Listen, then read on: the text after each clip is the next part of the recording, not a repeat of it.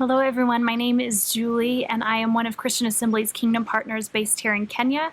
And for today's daily touch points, I want to look at our daily reading, which is Galatians 3. So I encourage you to read the full chapter, but I just want to focus on the last couple of verses for this time. So starting in verse 26, it says, "For you are all sons of God through faith in Christ Jesus. For as many of you as were baptized into Christ have put on Christ. There is neither Jew nor Greek, there is neither slave nor free, there is neither male nor female, for you are all one in Christ Jesus. And if you are Christ, then you are Abraham's seed and heirs according to the promise."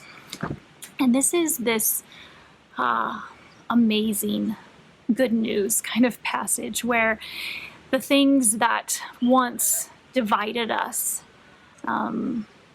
should no longer be, because the unity of Christ makes us brothers and sisters.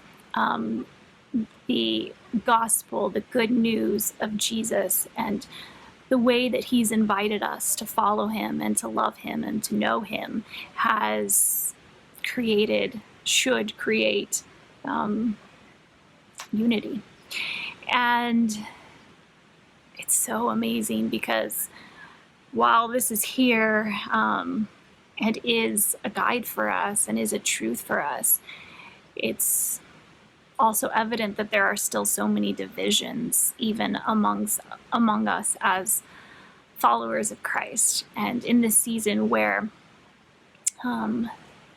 politically there's a lot of division, there's along religious lines, denominations, the things that keep us apart,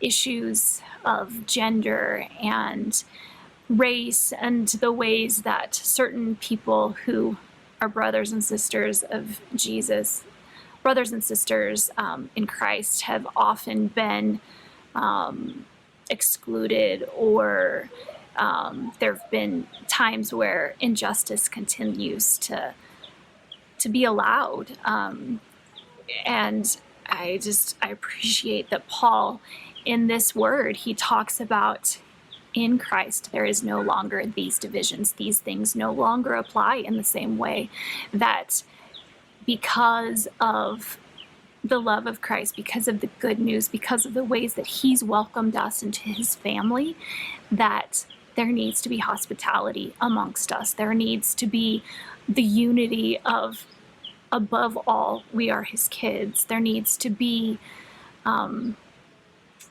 room for discussion, of course, but there also needs to be room for one another. And that needs to supersede any of the things that we allow to keep us apart.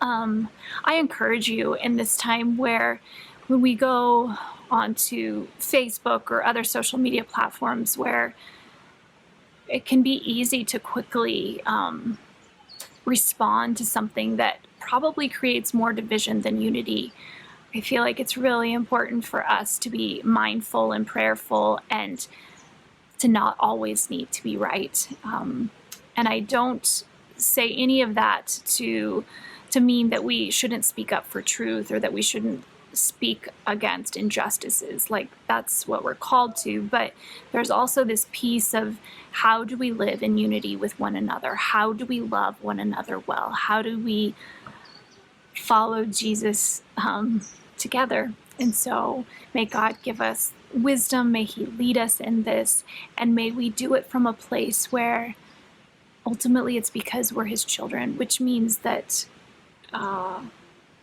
we know who we are. We know that we're loved. We know that we belong. We know that there's a place for us, but then there's also a place for the others who are alongside us. So may we make that kind of room within our hearts, our minds, our choices today. May we love God well, and may we love our neighbors too.